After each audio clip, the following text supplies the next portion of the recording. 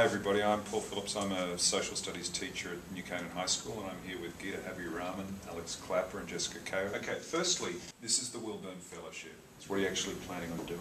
Our project is to send these cameras to different countries including India, Taiwan, Colombia, Canada, and Mexico. And what they're going to do is they're documenting parts of their culture they find extremely exciting. We're going to edit that into a documentary. I think that New Canaan is definitely a predominantly white town. It's very small. That can often lead to being very sheltered.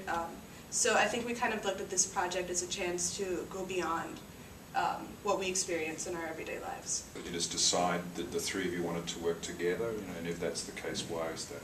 I think first and foremost, we were really good friends before this as well. Clearly, we're all from different ethnic backgrounds, so we have different things to offer in our homes as well. The great thing about this fellowship is that it gives us the opportunity to kind of go out and throw it out there. Right, just create our own experiment and see, what happens.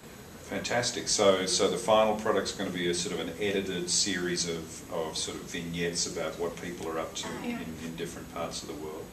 You've decided to title this Widening the Scope. Why are you calling it that? What's the thinking behind that? Because I'm sure you put a lot of thought into it. We're really hoping, I think, that this documentary will be a bit of an eye-opener to people. It's all about exposition. So we're not really sure what we're going to find, and although we can guess, we may be surprised in the end to what our result is. Oh, great.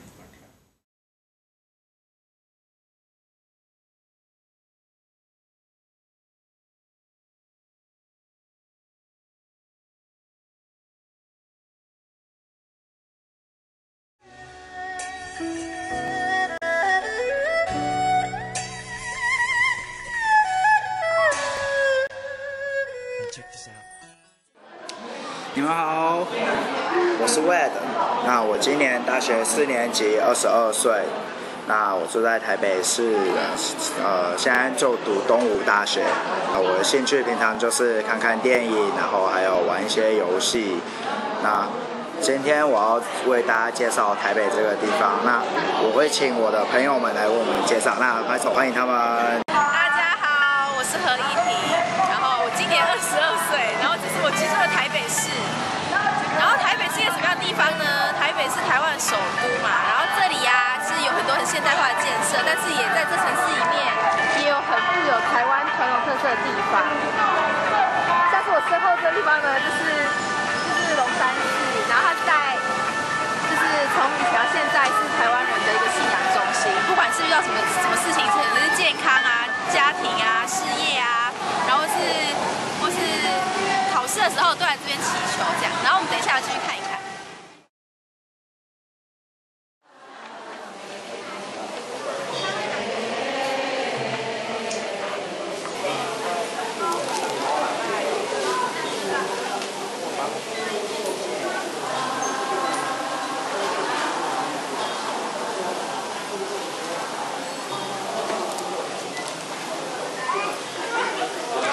讲一下你要买香的原因。因为我买香，等一下要去拜拜啊，就这样吗？买这个香啊，它烧了之后，它的烟会跑到上面去，跟神说我们的心愿是什么，所以拜拜的时候要有这个东西。拜好了再开始像上好大殿的观音佛祖拜3拜，左边的普贤菩萨拜3拜，右边的文殊师利菩萨拜3拜，然后安内师上香。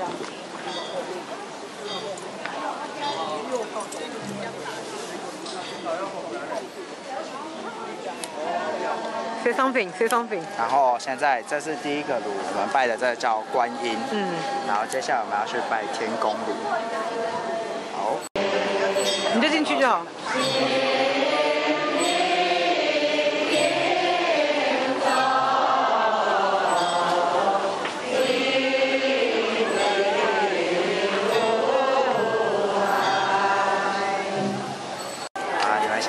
大家现在看到了这个地方，我们叫它月老庙，它就像西方的情人节那个一样啊，就是它是会帮你带来好的情人，然后我们的依婷她现在就在希望有一个好的姻缘。你有买进这个吗？好。然后现在指出来这个叫做圣杯，圣杯的意思就是神明允许你得到这个红线。那它红线这个东西是可以，它放在你的小指上，你跟你的情人是用小指上的红线联系在一起的。好，大家有幸会来台湾的话，就是可以来拜拜看，说不定可以找到你的男朋友或是女朋友。好，就是很感谢，就是神明给我了一个这个，然后就是这红线是可以戴在身上，然后希望就可以遇到一个很好的对象这样子。我们现在要去夜市，夜市就是对台湾人而言非常对生活非常重要的一个地方。那像这些小吃都是支撑着大家就是生活上的一些偶尔想吃的一些东西。好，我现在吃的是那个粉圆汤，就这样。有芋头有绿豆还有绿豆。介绍一下它是一个什么样的东西啊？你不会只讲粉圆汤？粉圆就是像一颗然后 QQ 的东西，就是台湾还有美乐珍珠奶茶那种里面那个。它有英文的说法吗？讲一下英文，大家会就知道它是什么东西了。Tapioca。Tapioca。对啊，就是那个东西。这个都超美食。还有，我们现在这个是台湾的，这叫台湾的热炒店，有点像是台湾式的 bar 之类的地方。然后对，然后我们年轻人有时候晚上就会想要喝一点酒的时候，就会来这种地方。晚餐还在，那我们先干杯吧，干杯！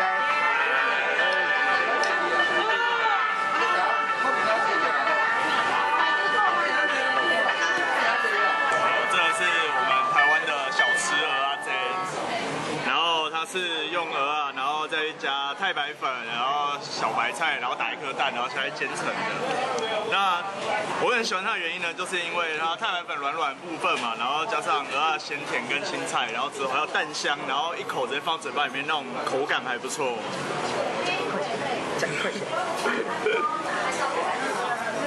这不用当举助的天分。来这边。Delicious。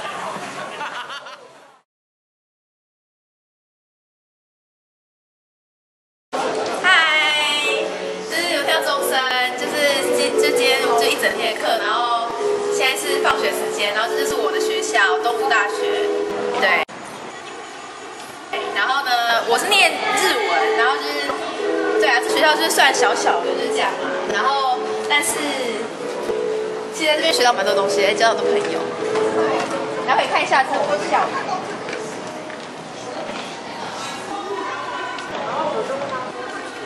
就是可能不像就是美国的大学这么漂亮或这么大，但是虽然小小，但是这里也是什么都有，就是也是可以学习到的东西。4年内。对啊，所以就是我觉得，虽然现在也已经大4了，就是也要毕业了，那我觉得这里是学到很多，然后就是用一个谦虚的心去学习新的事物，然后不管在哪里。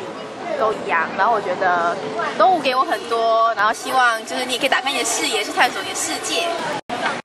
我觉得台湾是一个充满人情味的地方。那虽然很小，然后可是东西都很好吃。欢迎来台湾。台湾 love you。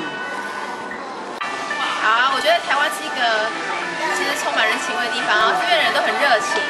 虽然说小小的台湾，但是有很多地方是可以去发现它的特色跟文化，还有很多美食，就是很欢迎大家来台湾玩。对，好，谢谢大家，谢谢大家，再见。台湾 love you。Hey everyone, I'm Alex. I'm Gita. And I'm Jessica. And we're all 16 years old and We live in New Canaan, Connecticut, USA. So New Canaan is a suburb that's really near New York City. It's a quiet place, but it's also a very beautiful town. New Canaan has a population of about 20,000 and it definitely has a lot of very close-knit community ties within it. So the three topics that we have chosen to define our culture are food, social media, and sports.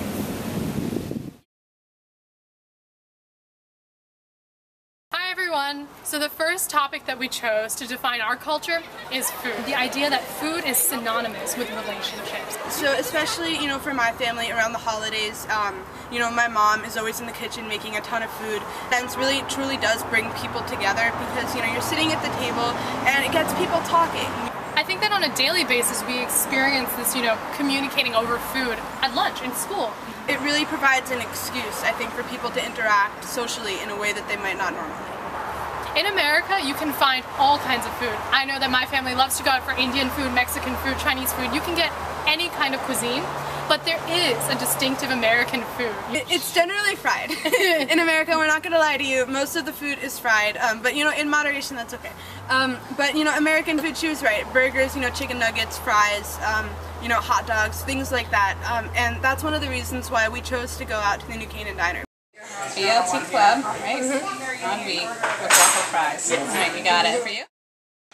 So I got the buffalo chicken salad, and it's just like strips of chicken plus a salad and blue cheese on top. Very American. So fast food is definitely prominent in the United States. You can just go drive through a restaurant, pick up your stuff and go. But what we're really talking about is something more than that. I think that that's really the most important part of this topic that we chose to showcase American culture. It's the idea of families getting together, getting to know each other over, a meal.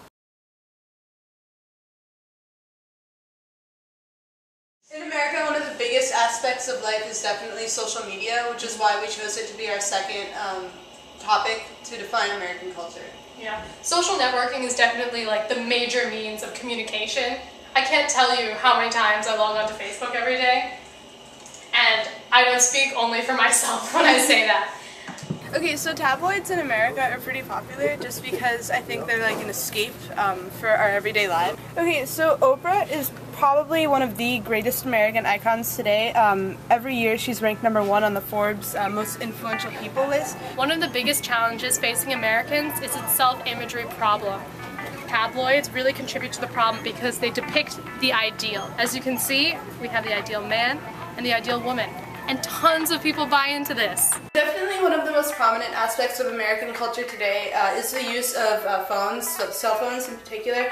For me, my phone is my primary way of getting in touch with my family, my friends, really anyone that I need. And I can use it to email, to text. I mean, there's so many different options. When you look around school or when you look around, people are constantly texting. They're constantly plugged into technology, and I think that technology has just become such an integrated part of our life that you can't separate yourself from your mobile technology these days. No, that's definitely true, especially as technology has progressed in the U.S. Definitely one of the, not necessarily emerging, but one of the most important companies in really the world, but especially America today, is Apple, the Apple company.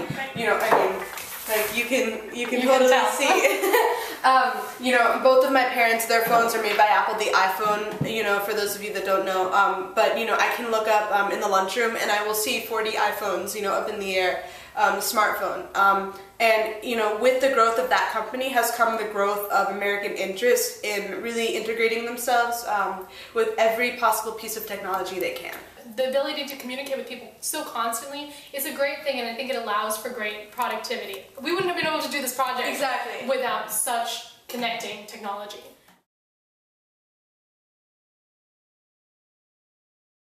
One of the reasons that we chose sports to define American culture, I think, is because it's one of the most popular pastimes that is offered to Americans today. So I was talking to my grandpa about how sports were a large part of his life back in the 1950s, and I think it was really from his love of playing sports, mainly baseball, that his love of the New York sports teams that exist today really blossomed from. So today, I'm third generation from his family, and I'm wearing a Yankee shirt right now. I mean, it's had such a huge impact, I think, on my family. I have tickets to go see a Yankee game in a few weeks from now, the New York baseball team.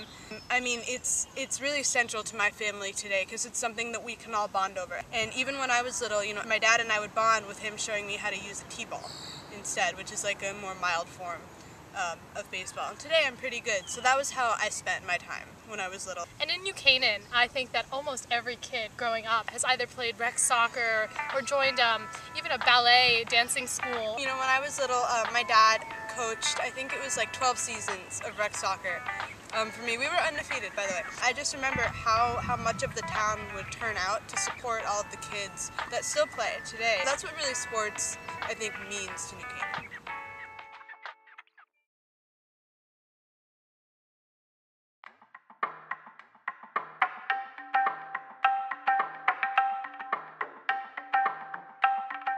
I am Nitish, 13 years old. I am studying in 9th standard.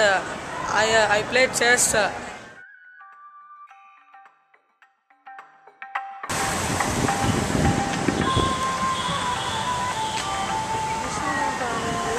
Grandmaster was born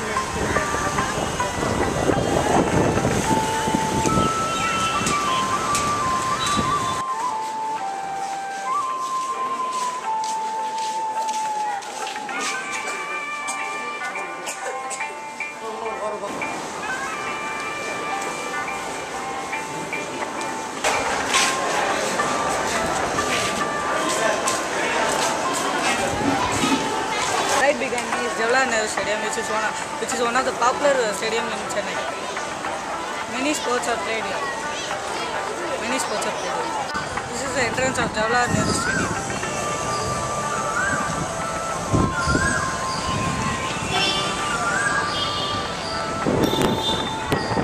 This is the throw ball court.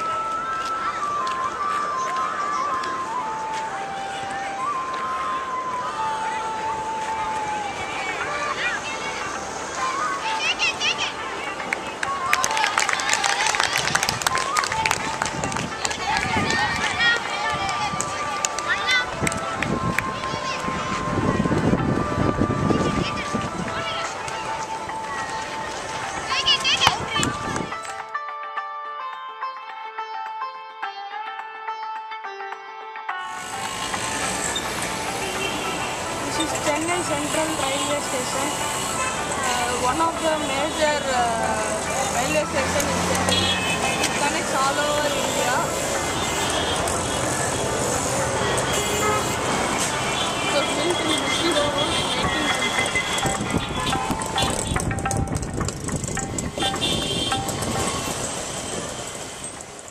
We have come to the Marina Beach. This is the second longest beach and it is 13 kilometers long. This beach has about lakhs of people. This beach is mostly crowded on Sundays and this is one of the most important tourist spots in Chennai. People are entertained by the vehicles, by the sea and there are a lot of shops here.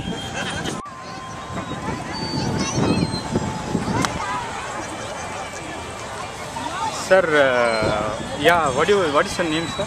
My name is Monish. So, do you come to the beach every week, or how do you enjoy this one? Yeah, it is an entertaining view. I don't come every day, but I like to come to beach. And I know we used to play cricket in beach. Now I'm going to play that. We have come to an exhibition in Chennai.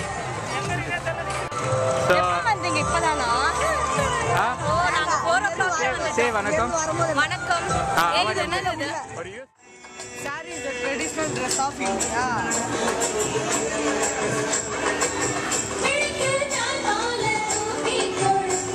Made out of sarees. It is made out of fiber.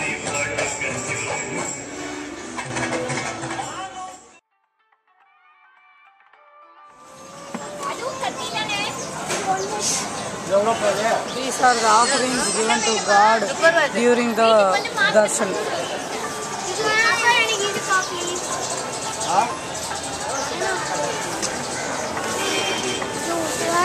Camera is not allowed inside the temple, so you cannot go inside and shoot the gods.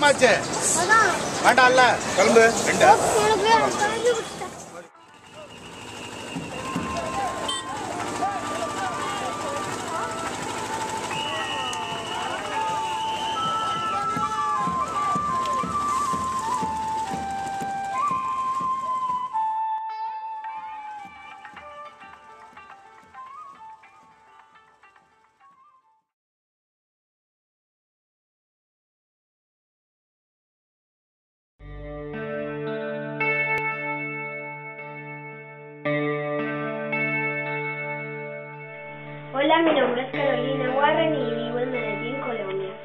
Esta es la ciudad vista desde mi edificio.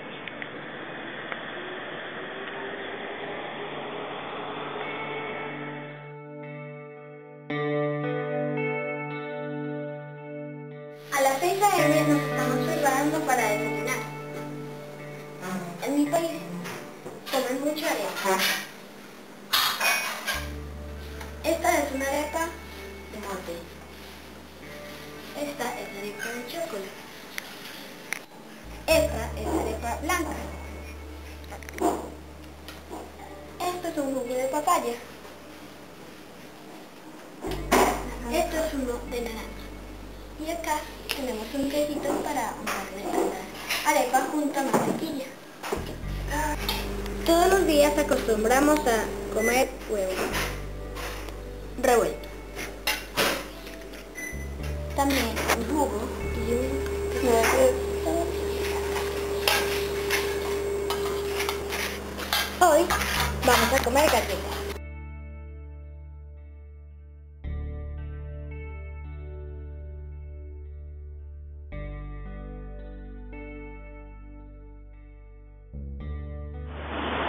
Buenas tardes, mi nombre es Nelson Montoya, soy entrenador de patinaje del Colegio Juan José de Las Vegas y yo con las deportistas de mi grupo entreno 5 días.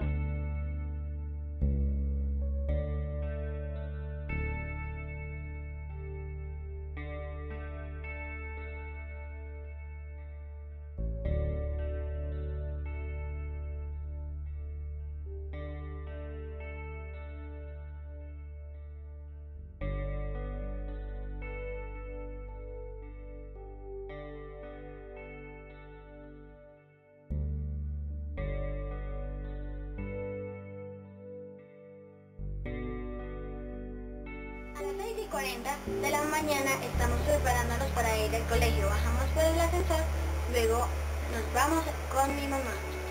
En mi colegio también hay busetas, pero nosotros no las utilizamos. Yo vivo en una unidad residencial que tiene 5 edificios.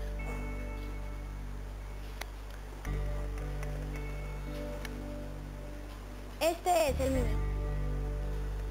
Es una unidad cerrada, con vigilantes. Parqueaderos y abajo hay un sótano. Este es nuestro salón, nuestro bello salón. Somos 35 niñas y una profesora.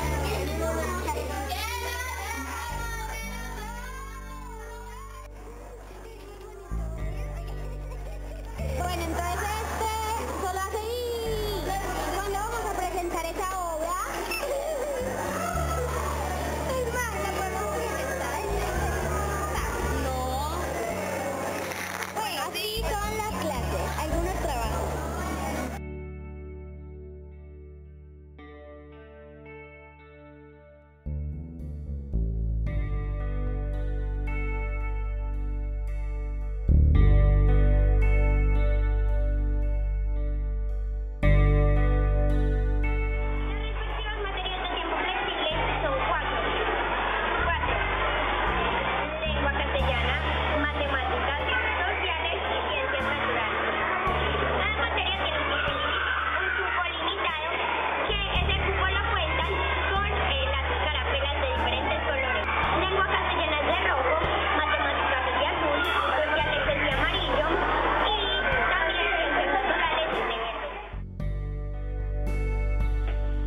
Widening the Scope.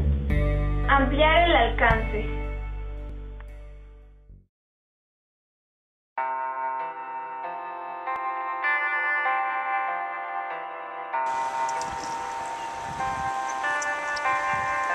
This is a little sample of what Yukoners like to do for fun. This is a nice Saturday afternoon.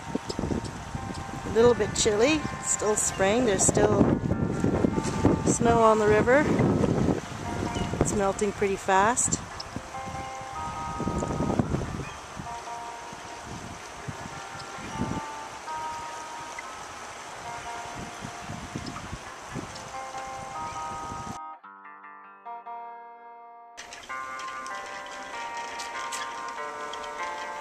We're here to take you on an adventure through our town, the city of Whitehorse.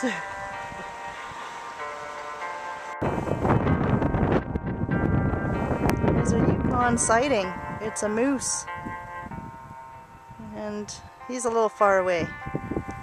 But he's having a little sip at the swamp. Now this is kind of neat.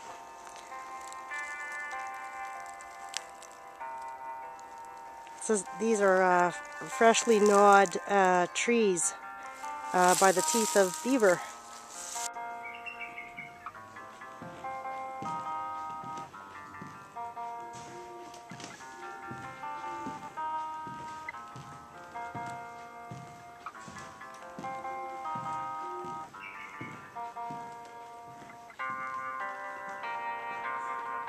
This is wildlife that we share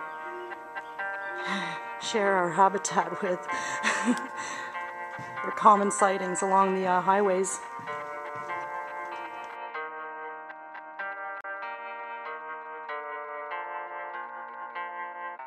So this is Sai's school, and it's called Whitehorse Elementary. It's the only French immersion school for, well, for miles. She's very fortunate because, and in case you didn't know, Canada is officially a bilingual country, so she's quite lucky to be given the opportunity to learn her second language. Les bols, combien de bols? Et il y a des cuillères pour toute la classe. Push the push. Red wine.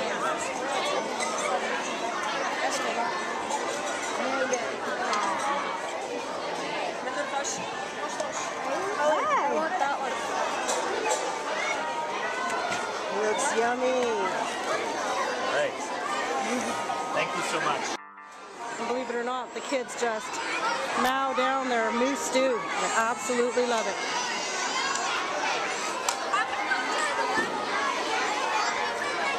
Here's Sai with her sockeye salmon soup.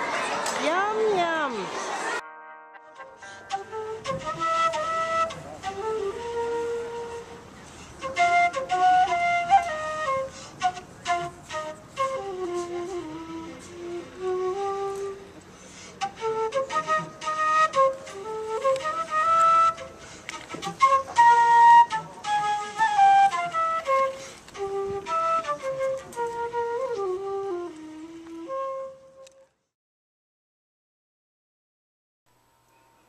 This map sort of shows the story of the main route that the prospectors would have taken back in 1896 when they were trying to get to Dawson City, and that would have been done in the middle of winter time.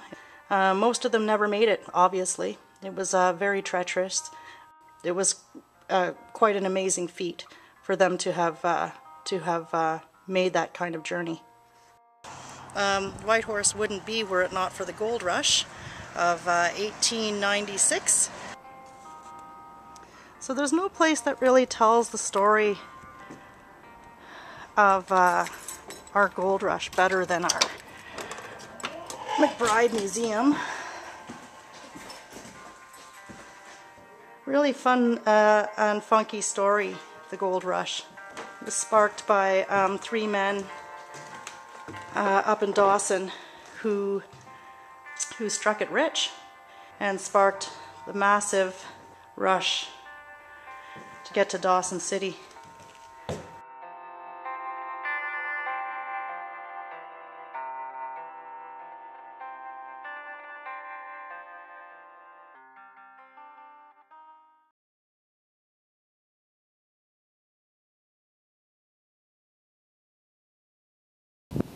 So with our final product, our DVD, we have decided that we would send them back to the originating countries and also let them see what they also learned from these videos as we have done so far. And what they plan to do is just distribute it through their schools and spread it through their community, put up some flyers, and basically spread the message in their countries as we are going to plan on doing it. I think that the final product is something that we can all be proud of, like everyone who participated in it, and it's exciting to see the different things that different cultures bring to the table. You have Buddhism, Hinduism, different religions religions, different foods, different languages, and I think that in all, this documentary is a celebration of culture. And so within our own community, we hope to do as much with this documentary as possible. We're making a website, and we're going to be sending this link throughout the community. We're making DVDs to hand out on the streets in the town. We're also going to be taking this from classroom to classroom. For example, the Chinese language class is going to be using the Taiwan section as not only a tool to learn about language, but a window to see into the culture. So we're talking about sending it to a local news station. We're talking about, sending it to Congress, trying to get it into Washington, D.C. We really want people to wake up and kind of see that the message of the Wilburn Fellowship does not have to be local. It can be widespread, and we believe that through the use of our documentary, we can really make that happen. Widening the scope. Widening the scope. Widening the scope. Widening the scope. Widening the scope. Widening the scope. Widening the scope. Widening the scope.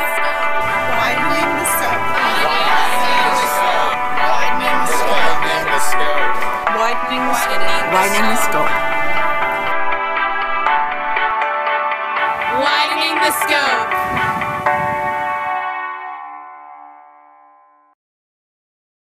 This is the Wilburn Fellowship. What's your connection with Gary Wilburn? I know he's a very sort of beloved pastor in New Canaan, but I don't know if any of you were actually in his congregation, so what's the connection? Well, I don't think any of us were in his congregation, different religions, obviously, but I was having a dinner with some family friends, I don't know, maybe a month ago. Right. And I mentioned that the Wilburn Fellowship was something that I was looking into to do with some friends. And one of the heads at the other end of the table perks up and says, "Oh, Gary Wilburn?" I said, "Yes, do you know him?" And she says, "Yes, he was a pastor." And I said, "Well, please tell me about him." And she said, "Alex, he was one of the most amazing people you have ever met. No matter what problems you had, no matter what kind of a person you were, anything, he was your person to go to for everything." And he was so beloved because there were no lines between how he would identify with people. There was never anything that anyone could not go to him for. And that was, it was amazing. The look on this person's face as they told me this, it was just one of admiration, and I knew that this was something really special.